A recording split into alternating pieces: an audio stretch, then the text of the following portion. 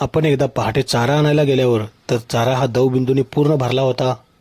नमस्कार मित्रांनो, आजच्या या भागात मी तुमचे स्वागत करतोय। तर आजचा भाग असा आहे, आपण सकाळपारी लवकरच चाललेलो आहे वैरण आणायसाठी, म्हणजे जनावरांना चारा आणायसाठी। आणि तुम्ही याच्या आधी दिंडीचे भाग पाहिले, तसे बाकीचे भाग देखील पाहत चला। सर्व भाग एकमेकांशी कनेक्टेड आहेत आणि डिग्रजचा कृष्णाकाठ हे चॅनल एकमेकांशी वेगवेगळे भागाने गुंतलेलं आहे। तर या ठिकाणी जनावरांसाठी चारासाठी मी कोयता घेतला आहे, शिवाय कासरा देखील घेतला आहे, म्हणजे बांधायला दोरी देखील घेतली।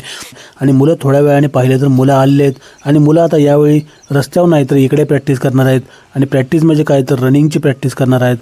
ते झाड उपडून निघतं पण भेंडी तुटत नाही, इतक्या प्रकारे कठीण असते। आणि त्या भेंडीला कूसले असते, कूस म्हणजे काटेले असतात, छोटे छोटे बारीक बारीक, आणि ते काटे हातात घुसायची शक्यता असते।